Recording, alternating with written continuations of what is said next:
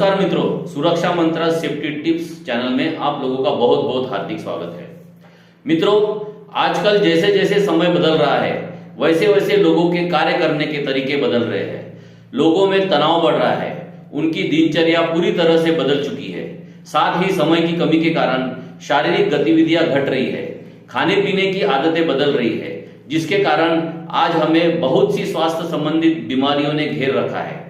उन्हीं में से एक है डायबिटीज यानी मधुमेह। अब यह डायबिटीज क्या होती है, इसके क्या लक्षण हैं, यह कितने प्रकार की होती है, इन सब के बारे में हम आज के इस वीडियो में चर्चा करेंगे। साथ ही हम जानेंगे वर्ल्ड डायबिटीज डे के बारे में कि यह दिवस कब मनाया जाता है, क्यों मनाया जाता है, इस दिवस को मनाने का उद्देश्य क्या है और इस साल यानी 2025 की थीम क्या है।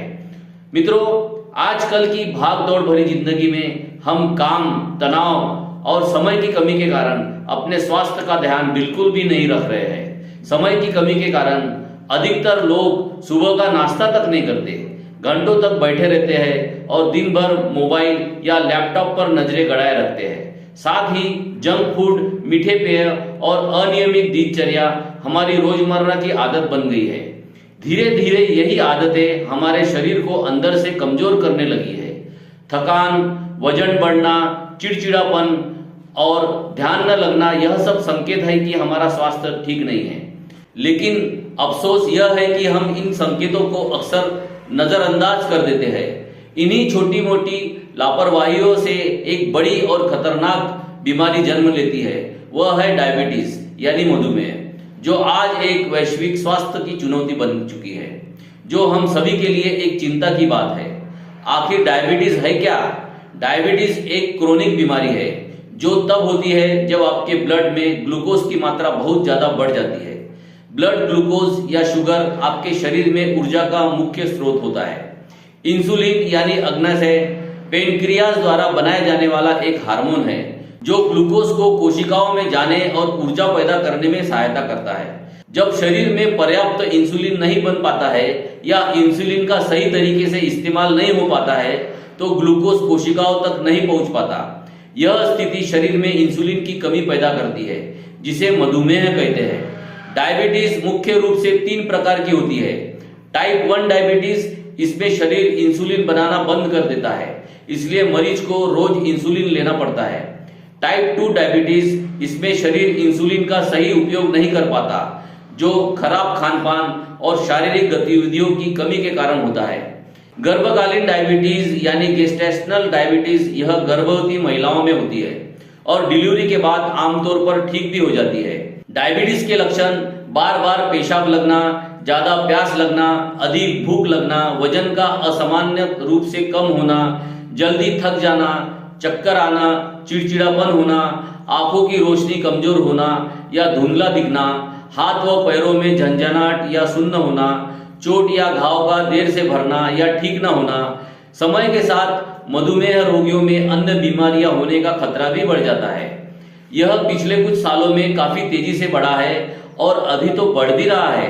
बच्चों से लेकर बड़े और बुजुर्ग सभी इसके गिरफ्त में आ रहे हैं। इंटरनेशनल डायबिटीज फेडरेशन के अनुसार पूरी दुनिया में आज लगभग हर 9 में से 1 वयस्क डायबिटीज का शिकार है और डायबिटीज वाले वयस्कों की अनुमानित संख्या साल 2050 तक 853 मिलियन तक पहुंचने का अनुमान है। वही WHO यानी वर्ल्ड हेल्थ ऑर्गेनाइजेशन के अनुसार 2021 में मधुमेह और उसके कारण होने वाली किडनी की बीमारियों से 20 लाख से ज्यादा लोगों की मौत हुई है।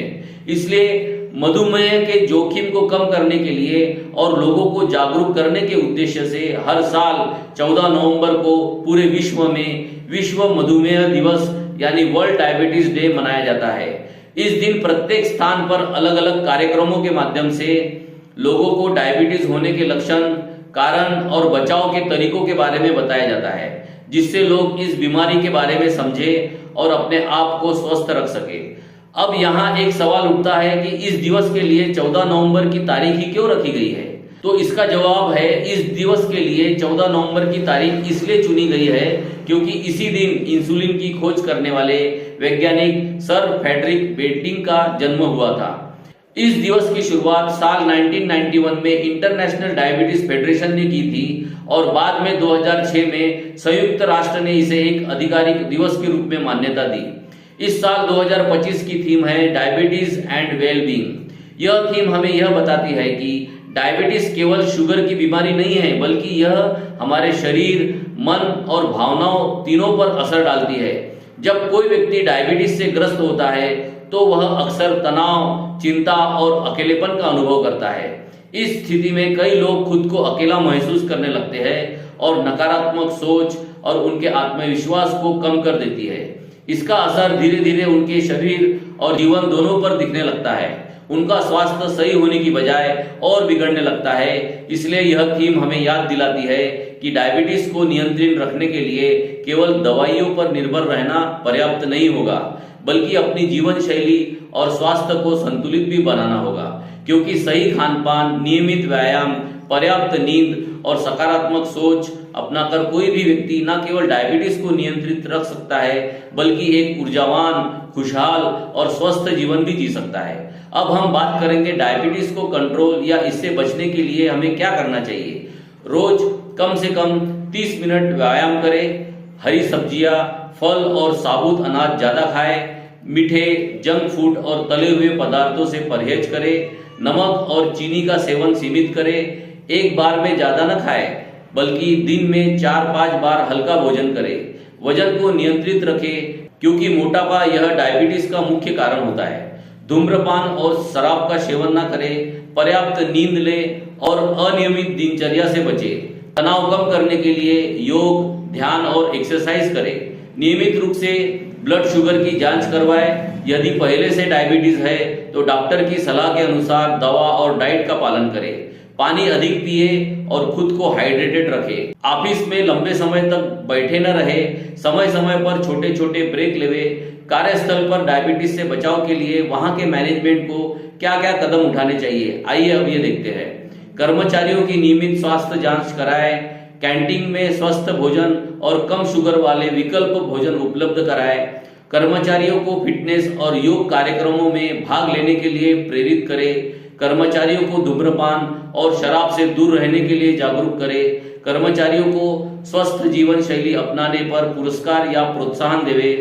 HR यानी ह्यूमन रिसोर्सेस डिपार्टमेंट की नीतियों में कर्मचारियों के स्वास्थ्य को प्राथमिकता देवे।